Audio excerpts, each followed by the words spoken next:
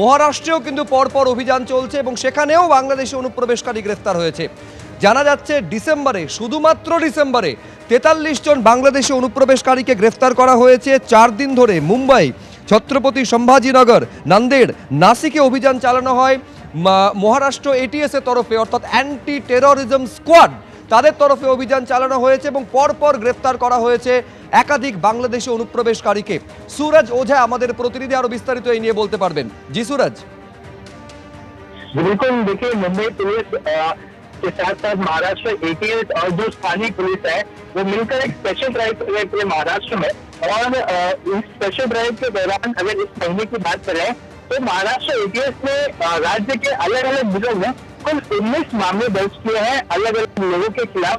और इन 19 मामलों में कुल 43 यानी 43 लोगों को गिरफ्तार किया है। ये 43 ऐसे लोग हैं जो बांग्लादेश के नागरिक हैं, अवैध रूप से इस देश में रह रहे थे। और जांच के दौरान पुलिस को चौंकाने वाली चीजें मिली है, जैसे कि जो भारतीय दस्तावेज है वो भी उनके पास से मिले हैं, जिसमें वोटर आईडी भी है, आधार कार्ड है, पैन कार्ड है और तमाम दस्तावेज है। हालांकि अब इन दस्तावेजों की जांच की जा रही है, इन्हें कैंसिल कराने की कोशिश की जा रही है और साथ ही इन मामलों को फास्ट ट्रैक में ले जाने की भी कोशिश की जा रही है, ताकि ऐसे मामले कोर्ट में लंबित ना रहे। जल्द से जल्द इसका कोई एक आदेश निकले कोर्ट का और इन्हें डिपोर्ट किया जाए, इसलिए महाराष्ट्र पुलिस लगातार प्रयत्नशील है। इसके अलावा पुलिस उन लोगों के खिलाफ भी कार्रवाई कर रही है जिन लोगों की मदद से ये अवैध रूप से बांग्लादेशी देश में आने के बाद देश का जो आईडी कार्ड है, जिसे हम आधार कार्ड कहते हैं, जिसके लिए आवश्यक दस्तावेज बनवाने में मदद करते हैं, ऐसे दलालों के खिलाफ भी महाराष्ट्र पुलिस कार्रवाई में जुट गई है। जी জি শুক্রিয়া সুরজ। অনুপ্রবেশকারী বাংলাদেশিদের চিহ্নিত করার জন্য বাংলাদেশ সেলকে পুনরায় সক্রিয় করলো দিল্লি পুলিশ। দিল্লি পুলিশ যা অমিত শাহ কেন্দ্রীয় স্বরাষ্ট্রমন্ত্রী তার দপ্তরের অধীনে পড়ে, অর্থাৎ কেন্দ্রীয় স্বরাষ্ট্র মন্ত্রকের অধীনে পড়ে, তাদের তরফে দিল্লি পুলিশ বাংলাদেশ সেলকে পুনরায় সক্রিয় করা হয়েছে। এই বাংলাদেশ সেল যেখানে 5 থেকে 10 জন এমন পুলিশ আধিকারিক থাকবেন যারা বাংলা জানেন এবং বাংলা বলতে পারেন। वरुण जैन हमारे प्रतिनिधि आरो विस्तारित बोलते पारबेन ए निये। जी वरुण, विस्तार से बताइए।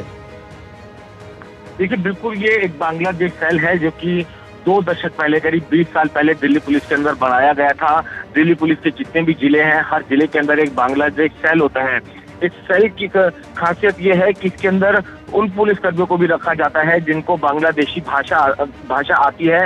2 दशक पहले भी पुलिस ने कुछ इस तरीके से एक ड्राइव चलाया था, जो अवैध तरीके से बांग्लादेशी जो यहाँ पर आकर दिल्ली के अंदर बस गए थे, रह रहे थे अवैध रूप से, उनको पुलिस ने पकड़कर वापस डिपोर्ट किया था। तो एक बार फिर से जिस तरीके से बांग्लादेश में जो हालात चल रहे हैं और लगातार इस बात की जानकारी आ रही है कि बड़ी संख्या में जो बांग्लादेशी है वो इन्फिल्ट्रेशन करके भारत के अंदर अवैध रूप से घुसपैठ कर रहे हैं और दिल्ली और उसके आसपास के इलाकों में बड़ी संख्या में बांग्लादेशी रह रहे हैं, तो पुलिस ने अपने इस बांग्लादेश सेल को एक बार फिर से एक्टिव किया है। मकसद यही है कि जब पुलिस वेरिफिकेशन ड्राइव चलाती है तब जिन लोगों को जो बांग्लादेशी भाषा में बात कर रहे हो, एक कम्युनिकेशन जो बैरियर वेरिफिकेशन के दौरान आता है वो बैरियर खत्म हो और जो बांग्लादेशी हैं उनकी पहचान की जा सके। इतना ही नहीं, पुलिस ने पश्चिम बंगाल के अंदर भी, जो हमारे सूत्र जानकारी दे रहे हैं, दिल्ली पुलिस की जो कई टीमें हैं वो ऑलरेडी वहाँ पर स्टेशन है, क्योंकि कई जब संदिग्धों को पकड़ा जाता है तो वो अपने जो पते हैं